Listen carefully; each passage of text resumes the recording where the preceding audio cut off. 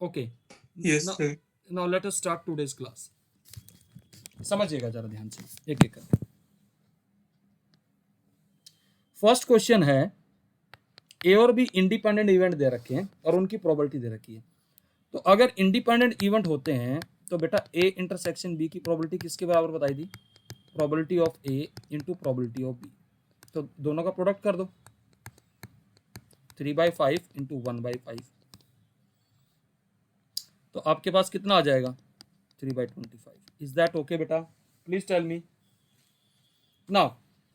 Yes, sir. Second question देखिए,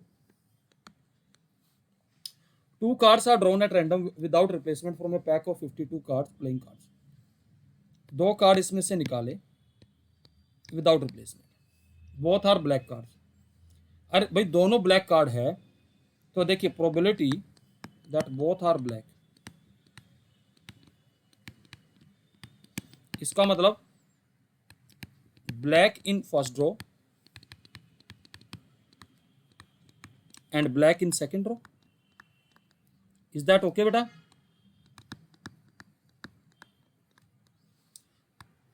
तो कितने ब्लैक कार्ड होते हैं भाई? Just tell me how many black cards are there? 26 black होते 26। और 26 आपके रेड कार्ड होते हैं, यानी कि 26/52 मल्टीप्लाइड बाय, अब सेकंड रो जब हुआ तो उसमें कार्ड रिप्लेस नहीं किया गया, तो 25/51। अगर हम इसको सोल्व करेंगे तो देखिए कितना बनेगा।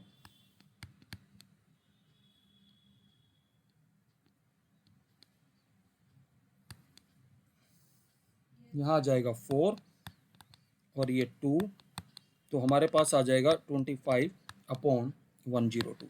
Is that okay? That is the answer. Clear है बेटा? Please reply. Yes, sir. Okay, now similarly third question, इसको भी पढ़िए।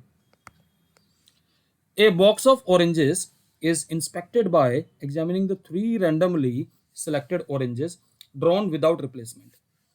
If all the 3 oranges are good, the box is approved for the sale. Otherwise, it is rejected.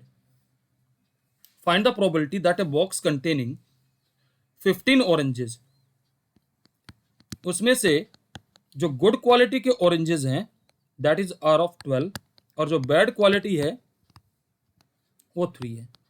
तो कहता है what is the probability that the box is approved for the sale. यार approved for the sale box कब होगा? जब तीनों के तीनों ऑरेंजेस गुड क्वालिटी के होंगे। यानी कि अगर मैं लिखूं probability that box is approved for the sale, it means good quality orange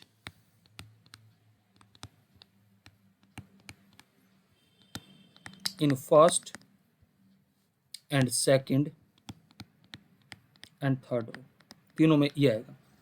तो इसका मतलब अब गुड क्वालिटी के ऑरेंज कितने हैं भाई बताओ जरा? 12 है, तो 12/15। रिप्लेस नहीं किया तो फिर 11/14, फिर 10/13। Is that okay? Please tell me. Clear है बेटा? Yes, sir. ओके, ये 7 पे जाएगा,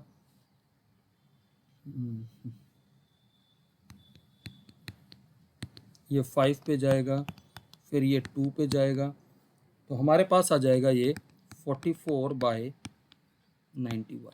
इज दैट ओके बेटा? Please take the screenshot. Done बेटा? हो गया बेटा? Yes, sir. Yes, sir. Okay, now let us move on the next question. Sir एक बार फर्स्ट का लेना है, ले ले फर्स्ट भाई, क्वेश्चन। ले ले। डन? ओके, यस देखिए जरा ध्यान से। फोर्थ क्वेश्चन इज देयर, कहता है fair coin and unbiased die are tossed, let A be the event head appear on the coin, B be the event 3 on the die. B event क्या है? That 3 on the die, and check whether A and B are independent or not. So we will be making the first sample space here. यार एक बात बताइए, coin और die को जब फेंकेंगे तो टोटल आउटकम कितने आएंगे? 12 आएंगे। H,1 H,2 से लेके H,6 तक आएंगे बेटा। फिर T,1 Yes, से sir. लेके T,2 से लेके T,6 तक आएंगे। पहली चीज तो ये हो गई। अब जरा ध्यान से नेक्स्ट देखिएगा। अब ए और बी इवेंट देख लीजिए क्या है। ए इवेंट क्या? Head appear on the coin, head appear on coin. तो भाई ए के कौन से केस आ जाएंगे? H,1 से लेके H,2 से लेके H,6 तक आ जाएंगे भाई। और बी क्या है? 3 on die.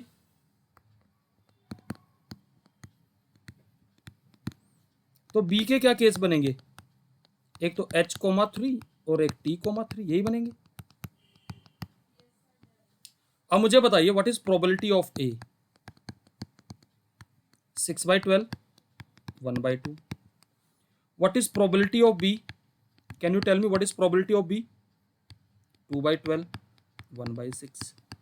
Now what is A intersection B in this case? Can you tell me what is A intersection B? It will be only H,3. Now if I ask you that what is the probability of A intersection B? That is 1/12. And you can see that it is same as probability of A into probability of B. So can we conclude A and B are independent events? Please tell me. This will imply A and B are independent events. Clear है बेटा? Please tell me. Reply करो भाई। Yes, sir. तो इसका भी screenshot ले लीजिए। Done हो गया बेटा? Yes, sir. Okay. Now next let us move on to question number 5. Question number 5 देखिए। A die marked 1, 2, 3 in red, 4, 5, 6 in green is tossed. Let A be the event, number is even. B be the event, number is red. R, A and B are independent. भाई die को आप कैसे फेंक लो? आराम से एक काम समझिएगा, आराम से। टोटल आउटकम तो अगर आप सैंपल स्पेस बनाएंगे 6 ही रहेंगे भाई। Is that okay? Please tell me. अब ए क्या कहता है कि इवन नंबर ऑन डाई।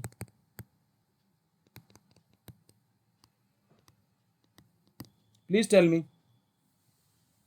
हाँ जी बताइए जरा। ए क्या आएगा? इवन नंबर ऑफ डाई आएगा। तो इवन नंबर ऑफ डाई क्या क्या आएंगे? 2, 4, 6।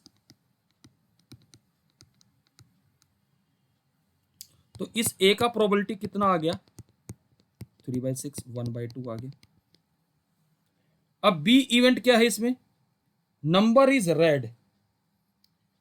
अब बी क्या है हमारा? Number is red.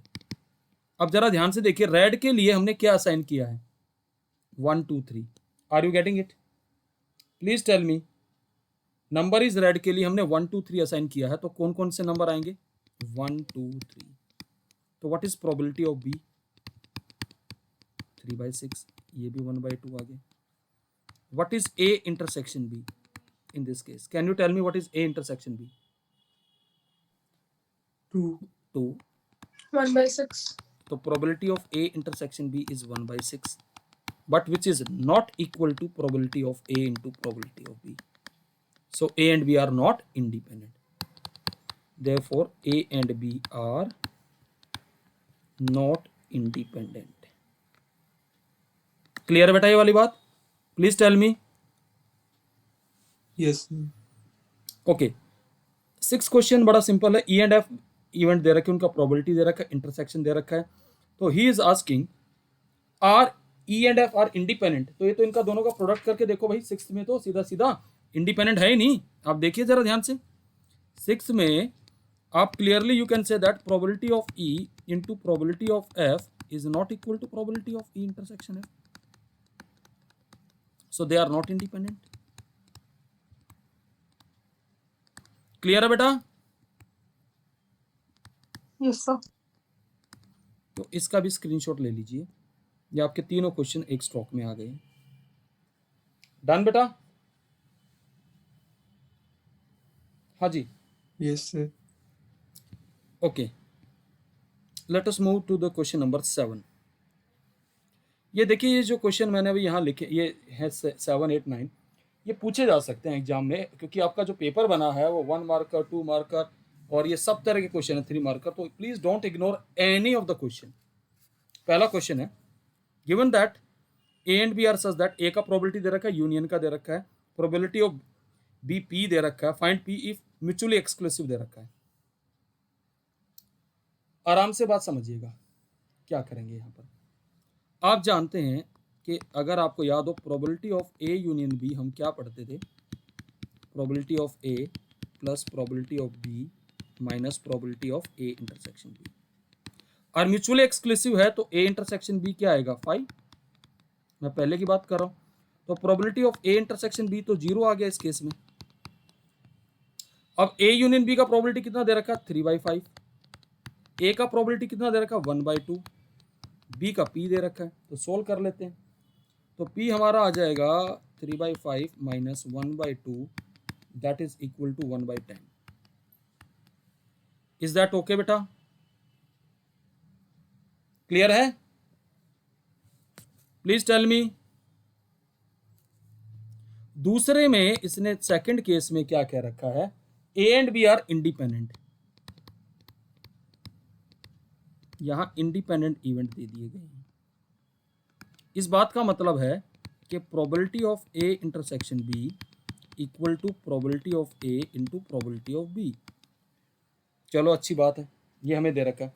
लेकिन हम तो जानते हैं क्योंकि यूनियन को तो यूज करना ही है, तो probability of A union B बन जाएगा probability of A plus probability of B minus probability of A into probability of B.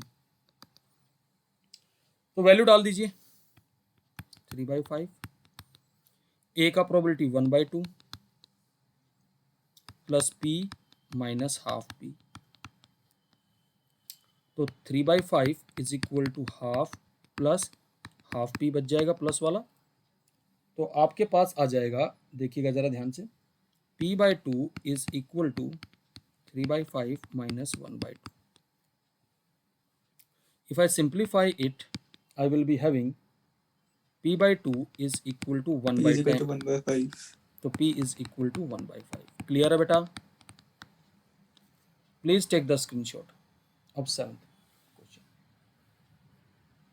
Clear है बेटा? Please reply. Yes, sir. अब 8th क्वेश्चन देख लीजिए। 8th क्वेश्चन में इन्होंने अगर फर्स्ट पार्ट की बात करें तो देखिए, पहले ही गिवन है ए एंड बी इंडिपेंडेंट, तो probability of A intersection B तो हमारे पास ए का प्रोबेबिलिटी इंटू बी का प्रोबेबिलिटी आ जाएगा, जबकि दोनों का प्रोबेबिलिटी दे रखा है। तो 0.3 मल्टीप्लाइड बाय 0.4 कितना आ जाएगा भाई, मल्टीप्लाई करके 0.12। क्लियर है? सेकंड में probability of A union B पूछ रहा है, ये भी निकल जाएगा यार। ये आ जाएगा probability of A plus probability of B, intersection की प्रोबेबिलिटी को A into probability of B. You have to substitute all the values. Please tell me.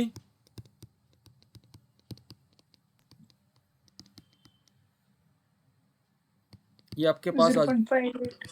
Yes 0.58। Clear है? फिर इसके बाद थर्ड पार्ट में पूछता प्रोबेबिलिटी ए बाई बी।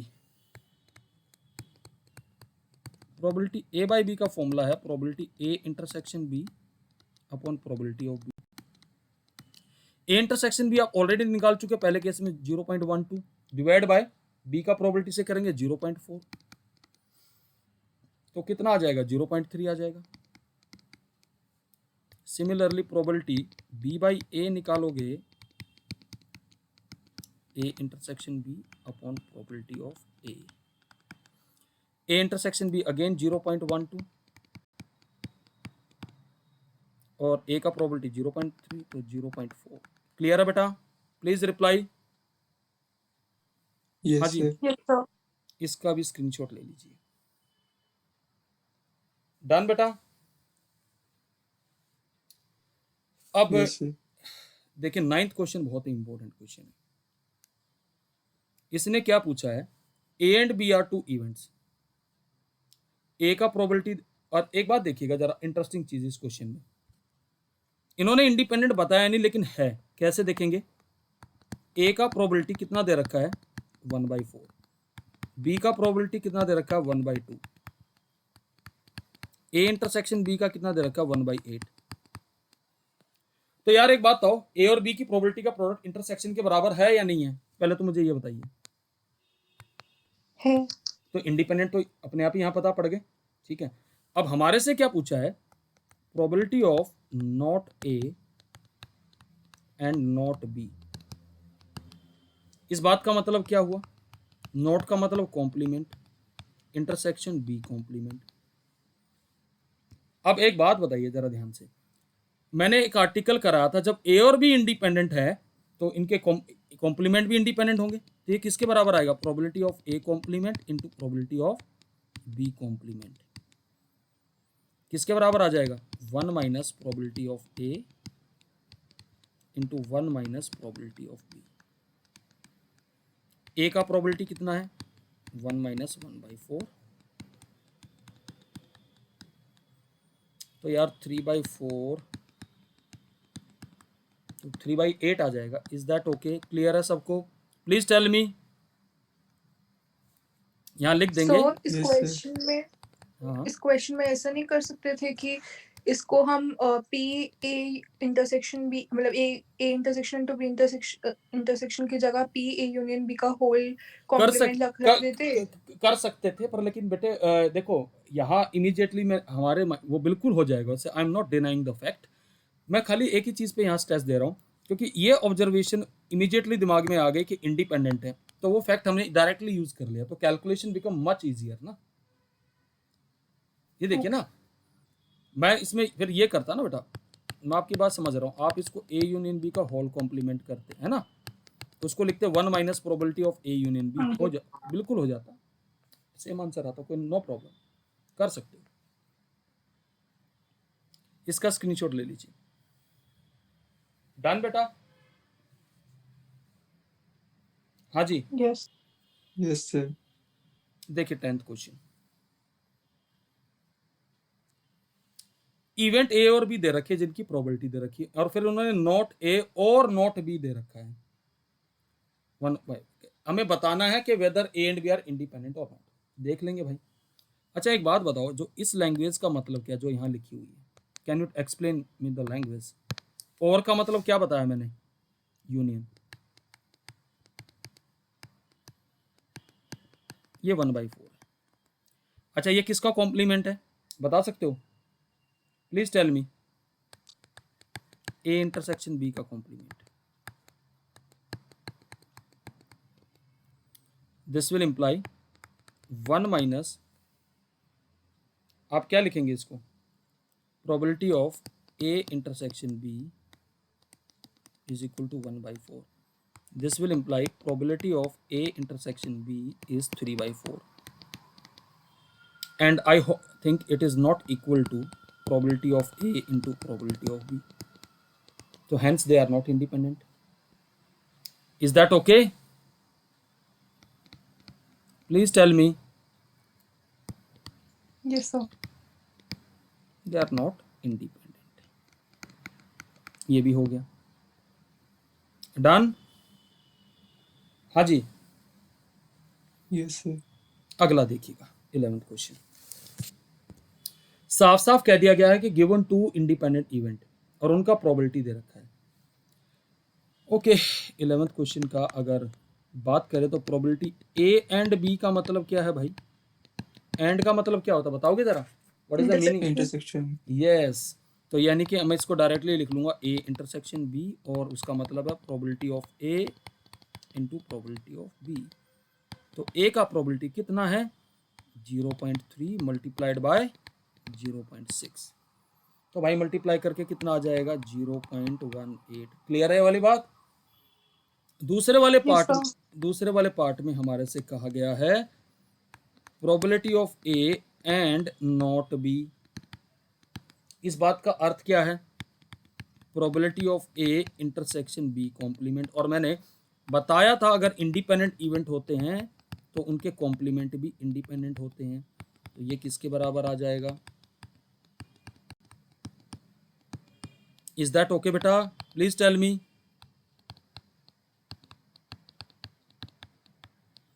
हाँ जी, ये हमारे पास आ जाएगा 0.12 मल्टीप्लाई करके। थर्ड पार्ट में हमारे से कहा गया ए और बी, ये भी निकल जाएगा। और का मतलब यूनियन होता है, यही होता है ना, जो कि आ जाएगा probability of A plus probability of B minus probability of A intersection B. और चूंकि हमें ये इंडिपेंडेंट इवेंट दे रखे हैं तो आप इसको प्रोडक्ट कर लेंगे। Will you be able to substitute the values now? It's just matter of substitution. कर लोगे ना बेटा? Yes sir. अब फोर्थ पार्ट है नीदर ए नॉर बी। इसका मतलब बन गया probability of A complement intersection B complement, जो कि आ जाएगा probability of A complement into B complement. Reason क्या है? A and B are independent. ये आ गया। Substitute the values, you will get the answer. So please take the screenshot. Done बेटा? बताइए बेटा, हो गया? Yes sir. ओके, नेक्स्ट जो देखिएगा। ऊपर लिखा है आपने वो दिखा दो, जो छोटा सा लिखा है आपने। ये भी देख लो।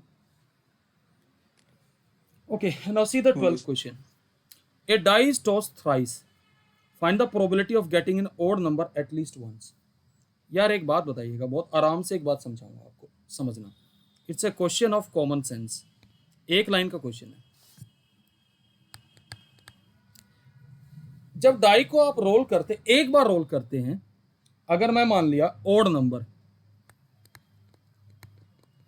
तो उसका प्रोबेबिलिटी, अगर ये इवेंट ए लेता हूं तो कितना आता भाई? वो क्या कहता है कि कम से कम एक बार जरूर, एटलीस्ट वंस, हमें निकालना probability of at least once odd number. इसको मैं कैसे निकाल सकता हूं? 1 minus probability of none is odd. Are you getting my point? यानी एक बार भी ओड नहीं आना, यानी कि आप क्या करेंगे? Probability of A complement into, क्योंकि 3 बार की बात कर रहे हैं, अगेन ए कॉम्प्लीमेंट, तीनों बार ओड नहीं आएगा। Is that okay? A complement तो कितना आएगा? इंडिपेंडेंट है ये सारे, तो भाई कितना आ जाएगा आप ही बताओ जरा। 7/8 is the answer. Is that okay? Please reply. हाँ जी, यस सर। तो इसका स्क्रीनशॉट ले लीजिए। अब आगे बढ़ते हैं। देखिए, अगर बच्चा इसमें ये कोशिश करने लग गया ना कि वो एटलीस्ट वंस वाले केस बनाने लगा, तो it will take lot of time, क्योंकि वो पहले एक ओड नंबर का बनाएगा, फिर 2 का बनाएगा, फिर 3 का बनाएगा, कि तीनों की तो it will take lot of time. तो it's the best option is 1 में से माइनस करिए कि एक भी ओड नहीं है। एक भी ओड नहीं आएगा मतलब सारे इवन नंबर आएंगे। Are you getting my point? Clear है बेटा ये वाली बात? Yes okay sir. Okay, now let us move to the question number 13। देखिए क्वेश्चन नंबर 13 क्या है।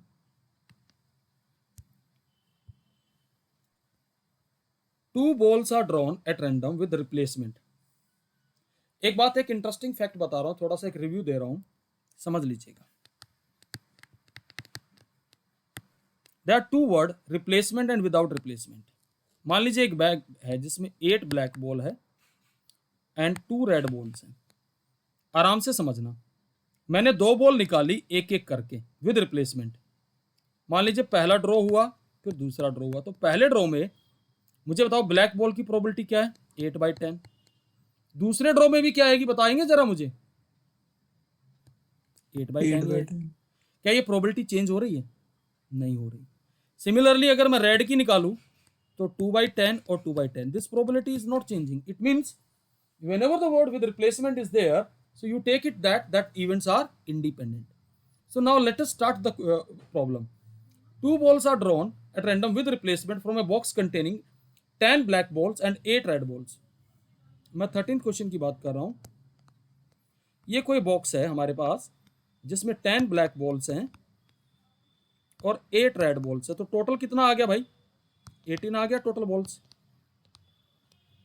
पहला है बोथ आर रेड बॉल्स। यार बोथ आर रेड बॉल्स का मतलब क्या हुआ?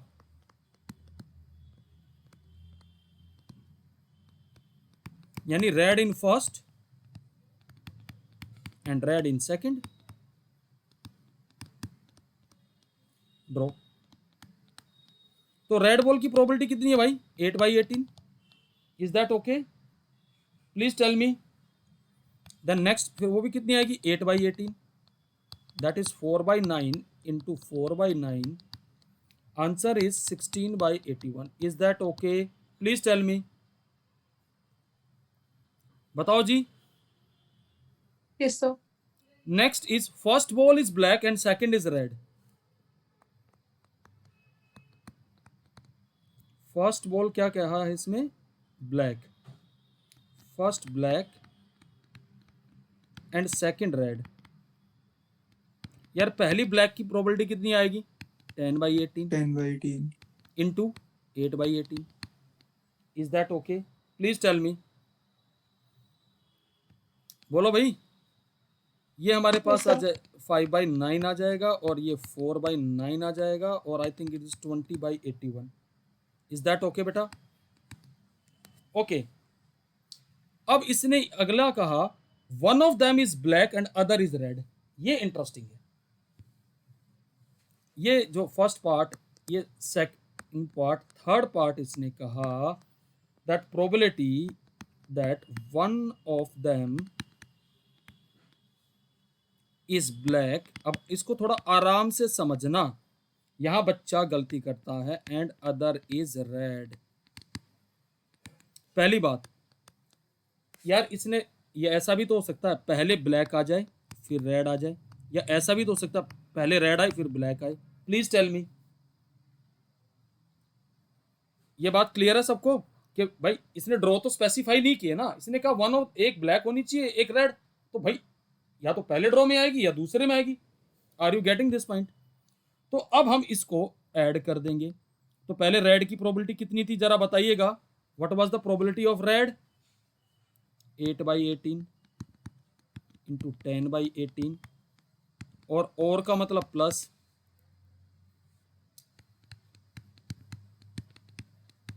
तो basically it is 2 times of 8/18 into 10/18। सबको ये बात क्लियर हुई? पहले तो मुझे ये बताइएगा भाई, प्लीज टेल मी। ये 4/9, ये 5/9 और ये आ गया 40/81। Is that okay? क्लियर है बेटा? रिप्लाई करो भाई, ऐसे बात नहीं बनेगी। Yes, sir. Okay, now see the next problem. Let me see whether the time allow और नॉट। ये एक प्रॉब्लम तो हो जाएगी, फिर दोबारा हम शेयर करेंगे meeting ID. The 14th question, ये आपके सीबीएसई सैंपल पेपर में भी बड़ा इंटरेस्टिंग क्वेश्चन है। कहता है probability of solving specific problem independently by A and B are 1/2 and 1/3। जब ए सोल्व करता है प्रॉब्लम को तो 1/2 प्रोबेबिलिटी है, बी सोल्व करता है तो 1/3 है। If both try to solve the problem independently find the probability the problem is solved.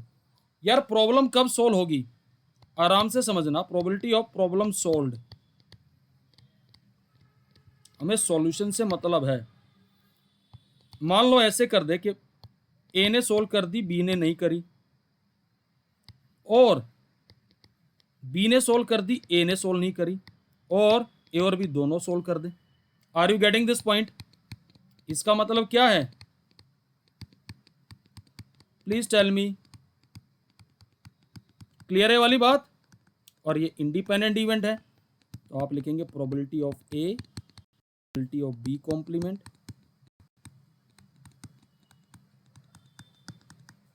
Is that okay? Value डाल दीजिए। ए का प्रोबेबिलिटी 1/2, बी कॉम्प्लीमेंट का 1 - 1/3, बी का प्रोबेबिलिटी 1/3, ये 1 - 1/2, ये 1/2 इंटू 1/3। इस पूरे को जब आप सोल्व करते हैं तो ये कितना आएगा भाई? मैं ये लिख के बता रहा हूं, 1/2 इंटू ये आ जाएगा 2/3 प्लस ये कितना आएगा भाई, जरा देखिए जरा ध्यान से। हम्म, 1/6 हाँ 1/6 और अगला वाला कितना आ जाएगा 1/6। 1/6 तो आपके पास कितना बन गया ये 4/6 that is 2/3। Is that okay? अगला कहता है तो तो ये हाँ वाला जो क्वेश्चन था हाँ इसमें हम सीधा भी तो कर सकते थे, probability of A not into probability of B not. हम इसको ऐसे भी कर सकते थे 1 minus probability none of them solves the problem. Are you getting this? जी मैं इसको ऐसे कर सकता था, मैं बता रहा हूं आपको। 1 माइनस प्रोबेबिलिटी कोई भी सोल्व नहीं कर रहा, ये हो जाता। Are you getting this?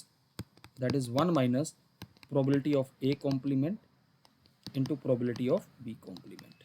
तो 1 माइनस आप सीधा लिख देते ए कॉम्प्लीमेंट 1/2 आता, ये 2/3 आता, तो ये फिर 2/3 आ जाता। ऐसे कर सकते थे, नो इश्यू। अगला है probability exactly one of them solve the problem. तो इसमें तो आपके पास सीधा सीधा ये आएगा, ए ने सोल्व करी बी ने नहीं करी, फिर बी ने सोल्व कर दी और ए ने नहीं करी, ठीक है ना? तो ऐसे ही इसको आप सोल्व करते। क्लियर है वाली बात? इसमें वैल्यू डाल देंगे। बेटा मैं अब नए मीटिंग आईडी शेयर कर रहा हूँ क्योंकि टाइम कम बचा है, तो मैं दोबारा शेयर कर रहा हूँ, ज्वाइन कर लीजिएगा सब लोग।